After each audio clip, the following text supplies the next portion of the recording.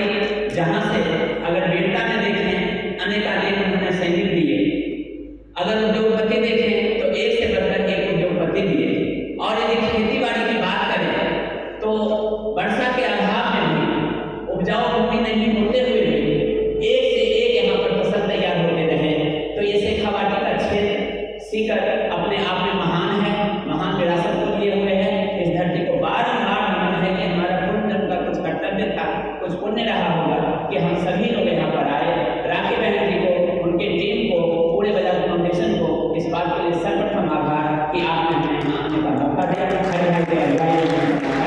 बहुत बहुत मंच पर विराजमान बजाज फाउंडेशन के कर्ता धर्ता, फाउंडेशन के प्रेसिडेंट, हमारे अग्रज, साथ ही साथ अगर किसी को जिंदगी में मेंटरशिप क्या होती है अगर वो समझना है, एक अच्छे गुरु कौन होते हैं, सही से एक रास्ता कौन दिखा सकते हैं, तो उसके एक जीते जागते प्रतिबिंब और प्रतिमूर्ति श्रीमान हरिभाई मोरेश्वर सर, आपके सानिध्य में हम सब जितना सीखते हैं शायद आपको पता नहीं हो, और पता हो भी कैसे। एक बूंद पानी की क्या कीमत होती है रेगिस्तान में बता सकता है, तो आपसे जो हम ज्ञान लेते रहते हैं उसकी क्या कीमत है वो हम लोग जानते हैं। हरिभाई मोरेश्वर बहुत बहुत आभार, बहुत बहुत धन्यवाद। एक इसी तरह का कार्यक्रम अभी हमने 15 दिन पहले किया था, 1 महीने पहले लगभग, और एक ऐसे व्यक्ति आए, उसमें हम रिसोर्स फार्मर्स की बात कर रहे थे। और रिसोर्स फार्मर्स क्यों हो, क्योंकि फार्मर्स ही फार्मर्स को ट्रेनिंग दें, किसान ही किसान को ट्रेनिंग दें। और उसमें एक व्यक्ति ने इतने अद्भुत ढंग से अपने बात करके, वो और कोई नहीं, joint director agriculture Ramniwas Paliwal साहब थे। और पालीवाल साहब, आपने जिस तरह से मार्गदर्शन दिया हमारी आंखें खुली, और हम उस दिन बहुत मोटिवेट हुए।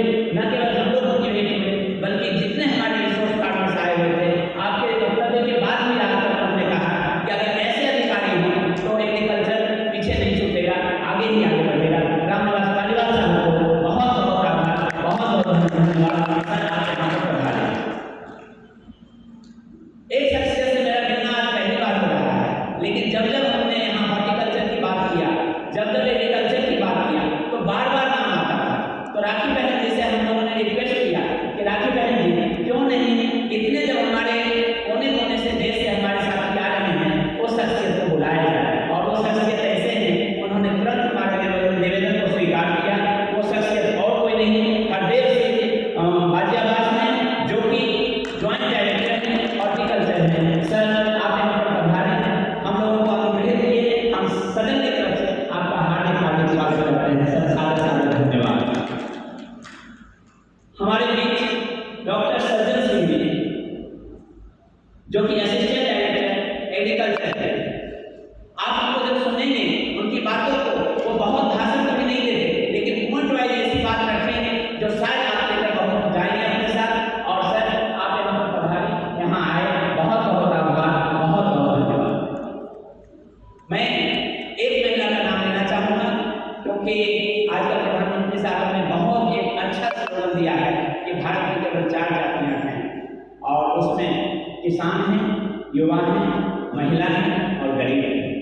तो उसमें से 50% का रिप्रेजेंटेशन युवाओं के रूप में और महिलाओं के रूप में राखी बहन जी लेकर बैठी हुई है। राखी बहन जी बहुत बहुत आभार आपका, और इसी तरह से आप रिप्रेजेंटेशन देते रहें, हम लोगों को बुलाते रहें, हम लोग सीखते रहें। हमारे दाहिने तरफ सबसे ज़्यादा वो शख्सियत होते हैं जो हमेशा सुख में, दुख में, आगे पीछे हमेशा साथ देता हो। तो ऐसे शख्सियत ठीक अभी पोडियम के दाहिने तरफ सहयोग से है। मैंने पोडियम यहाँ नहीं लगवाया, ईश्वर ने यहाँ पर लगवाया।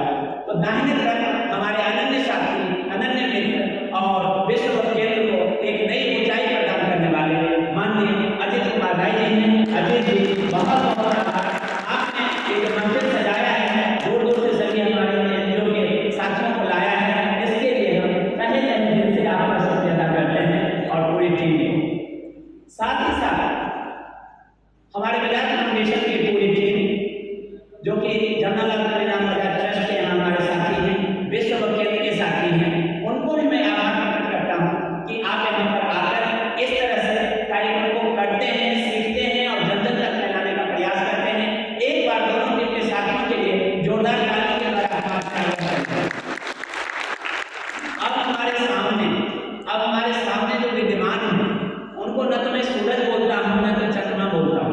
क्योंकि चंद्रमा रात को दिख रही है, सूरज दिन में दिख रहे हैं। एक स्वयं सेवी कार्यकर्ता ही ऐसे हैं जो दिन में भी दिख रहे हैं, रात में भी दिख रहे हैं। आप हमारे जान हैं, आप हमारे प्राण हैं, आप ही हमारे सच्चे ताज हैं। आप सभी के लोग जितने हमारे घर में आए हैं, आपको मैं दिल से स्वागत करता हूँ बजाज फाउंडेशन की तरफ से, विश्व केंद्र की तरफ से। सर, आपको जानकर बहुत खुशी होगी।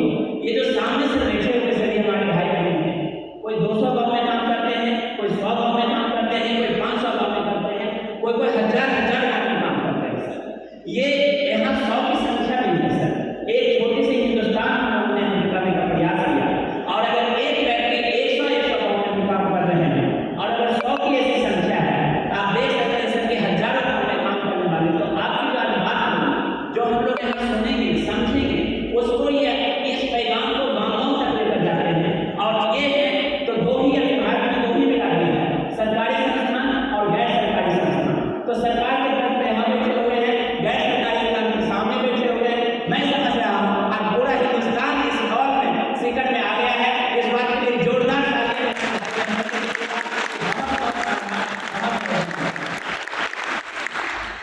माइक में थोड़ी सी प्रॉब्लम है, इको हो रहा है। हरे भाई सर बार कह रहे हैं कि इको हो रहा है। अब सर तो बड़े हैं, सर तो मैं नहीं बोल सकता, लेकिन आप भाई बहनों को मैं बोलना चाहूँगा कि आवाज़ तक पहुँचे, माइक से या ना पहुँचे, उसको मत मायने रखिएगा। अगर आवाज़ में ही सारी कीमत होती, सारी ताकत होती, तो एक युवाओं के इशारे से घर द्वार छोड़कर प्रेम विवाह कैसे कर लिया? वो तो इशारे में ही प्रेम विवाह कर लेते हैं। तो हमारा जो प्रेम है, अगर आवाज़ इको हो भी रहा हो तो उस आवाज़ को आप दरकिनार करेंगे। हमारे दिल की बात दिल तक पहुंच रही है या नहीं, वो हमारे लिए जरूरी है। अगर रात बजाएंगे दिल की बात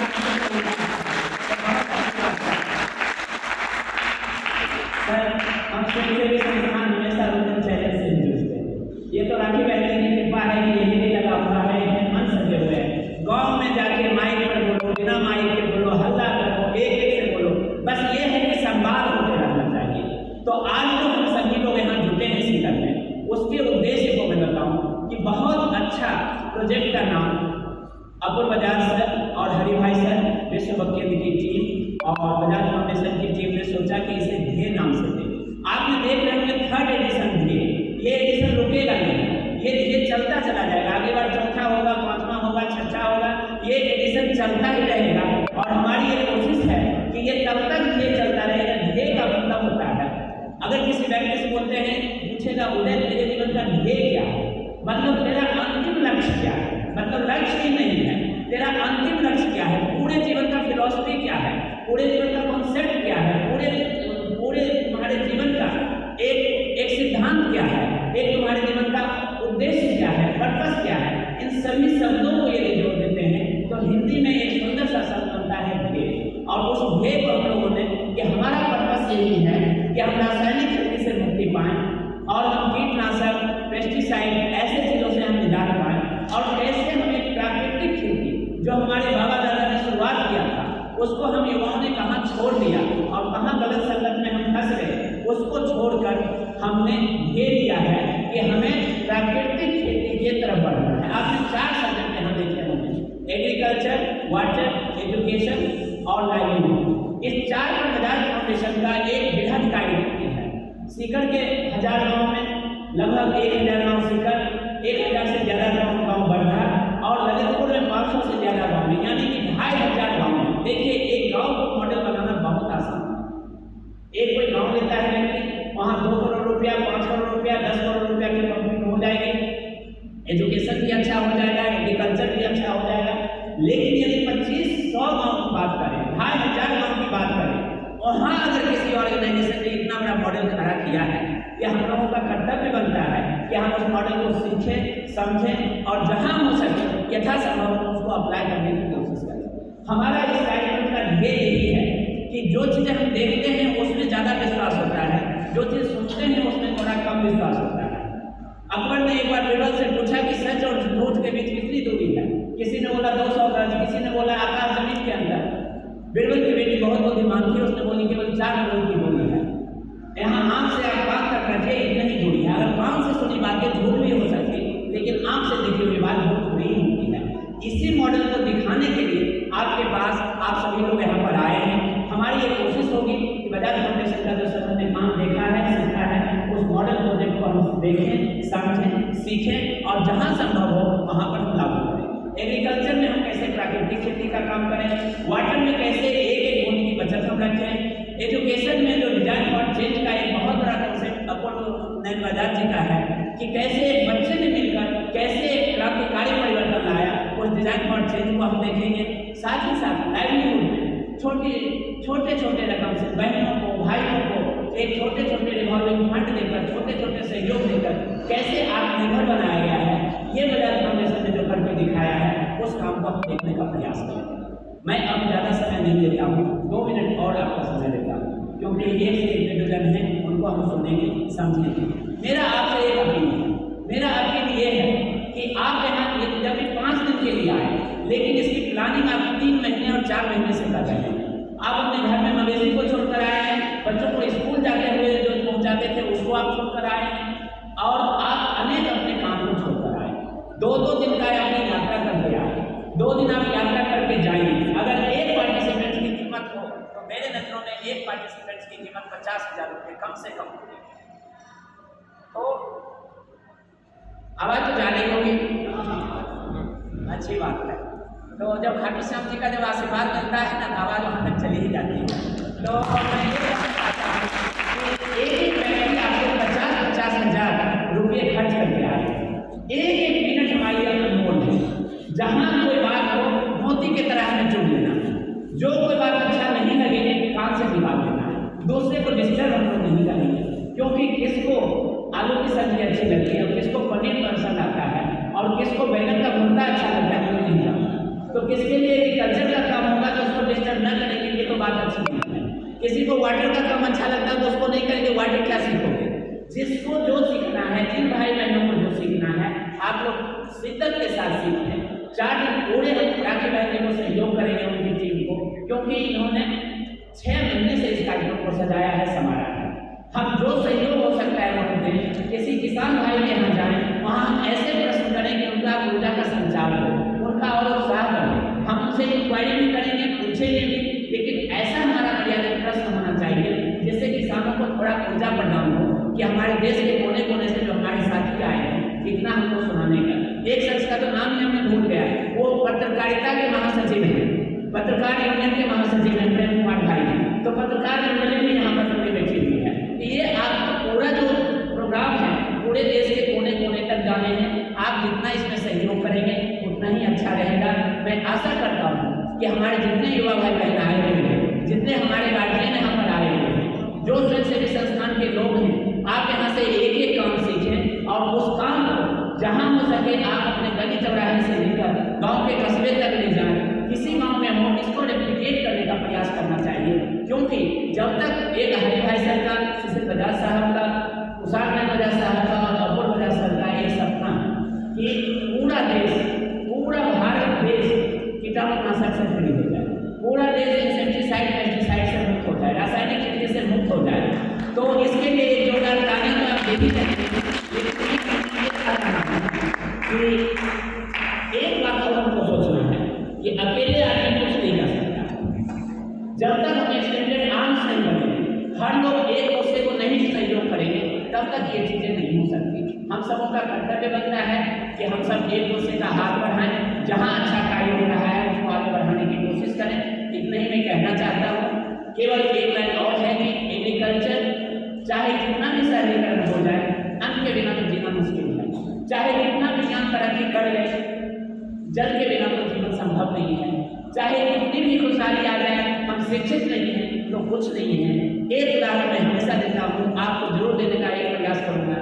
कोई ऐसे भाई बहन नहीं है जो शहर में नहीं रहे हों कभी न कभी, 2 दिन के लिए, 100 दिन के लिए। एक होता है मजदूर चौक होता है हमेशा, वहाँ पर कुछ मजदूर आते हैं और दिन भर का काम करते हैं और वहाँ वो खड़े रहते हैं 11 बजे 12 बजे दिन तक। कई बार उनको काम मिल जाता है, कई बार उनको काम नहीं मिलता है। वो घर से निकलते हैं कि मैं जाऊँगा, कोई काम मिलेगा और मुझे कुछ पैसा मिलेगा, रात को हमारे घर का भोजन बनेगा। 12 बजे तक उनको काम जब दोपहर तक नहीं मिलता, वो लौट कर घर आते समय उनका पैर समझो जैसे कि पर्वत से भी भारी हो जाता होगा, पहाड़ से भी भारी हो जाता होगा। कि एक तो रात आज दिन की कमाई नहीं होगी, दूसरा यदि मैं घर जाता हूँ तो मैं उल्टा घर का और 8 रोटी 4 रोटी 6 रोटी मैं उल्टा खाना चाहूँगा। एक तरफ हम लोग चांद पर भी पहुँच रहे हैं, दूसरी तरफ अभी भी बेरोजगारी है, दूसरी तरफ अभी भी गरीबी है। इस सब को अगर कोई दूर करेगा, हम स्वयंसेवी संस्थान और सरकारी संस्थान सब मिलकर ही करेंगे। इस पर मैंने एक छोटी सी कविता बनाया है, पालीवाल साहब को सुनाया, उन्होंने बहुत जोर से ताली बजाए थे। मुझे लगा कि शायद कविता अच्छी नहीं होगी, तो क्यों नहीं हम भाई बहनों के बीच उस कविता को सुनाते हैं। उस कविता को मैं सुनाता हूँ, जिसमें और उसी से मैं अपनी वाणी को विराम देता हूँ, एक प्रार्थना के साथ कि जयपुर का हवा महल बहुत प्रसिद्ध है, वहाँ भी ऐसे ही इको होता है। तो अगर आपकी ताली हवा महल तक नहीं पहुँची तो शिखर की यात्रा बहुत शानदार नहीं माना जाएगा। तो इस बार जो आप लोग ताली बजाएंगे वो जयपुर के हवा महल तक डाली जाएगी, अभी नहीं, ये पंक्ति जब समाप्त होगा तब। और वो पंक्ति ऐसे है जिसमें थोड़ी सी एग्रीकल्चर का फूट है, थोड़ा सा वाटर का फूट है, थोड़ी सा एग्रीकल्चर, थोड़ी सी क्लाइंट का फूट है। तो आप अपने जज करेंगे। पेंटर को बताता नहीं कि हमने पेंटिंग में क्या क्या नक्काशी किया है, तो कभी कभी नहीं बताएगा कि हमने क्या लिखा है। एक छोटी सी खिदमत मैंने आपके सामने पेश कर रहा हूँ, और वो कुछ करता है इस तरह से। अजीत जी आपको हमेशा मेरी कविता की सराहना करते हैं, आशा है कि आज भी आप सराहना करेंगे। तो वो कविता ये है, हे वीरों के वंशज। मैं खासकर इस राजस्थान की धरती से पुकार कर रहा हूँ सर, ईमानदारी को मुझे लिखा हूँ सर, और आपके सामने समर्पित कर रहा हूँ। अच्छा नहीं भी लगे तो भी हम आपको बढ़ा देंगे, बहुत अच्छा लगेगा। तो ये है सर कविता, हे वीरों के वंशज तो किस कारण है भरमाया, हे वीरों के वंशज तो किस कारण है भरमाया, जंगल जंगल काट दिया फिर मंगल कहाँ से आएगा, जंगल जंगल काट दिया फिर मंगल कहाँ से आएगा, बूंद बूंद पानी न बचाया तो दलदल ही फैलाएगा, जंगल जंगल काट दिया फिर मंगल कहाँ से आएगा, बूंद बूंद पानी न बचा तो दलदल ही फैलाएगा, चंद पैसों की लालच में तू नाम अंधार फंसाया, हे वीरों के वंशज तो किस कारण भरमाया। आओ आओ हाथ बढ़ाएं खेती को बदहाली से बचाएं, आओ आओ हाथ बढ़ाएं खेती को बदहाली से बचाएं, रासायनिक खाद को जड़ से मिटाएं, प्राकृतिक खेती घर घर अपनाएं, रासायनिक खेती को जड़ से मिटाएं, प्राकृतिक खेती घर घर अपनाएं, जल जंगल जमीन बचे तो बचे अपनी काया, हे वीरों के वंशज तो किस कारण है भरमाया। अब ये पंक्ति आपके अगर देर तक नहीं पहुंच जाए तो आप बताइएगा, कविता लिखना छोड़ दूंगा। वो पंक्ति इस तरह से है, गाँव गाँव को शहर बनाया, गाँव गाँव को शहर बनाया, फिर भी वो लोग क्या क्या कमाया, गाँव गाँव को शहर बनाया, फिर भी वो लोग क्या क्या कमाया, बेटी बहू को परदेसी बनाया, बेटी बहू को परदेसी बनाया, सोच सोच कर चैन कमाया, कहे उदय समझो सब लोगों, कहे उदय समझो सब लोगों, नहीं खुशी मिले ना माया, हे वीरों के वंशज को किस कारण है भरमाया, हे वीरों के वंशज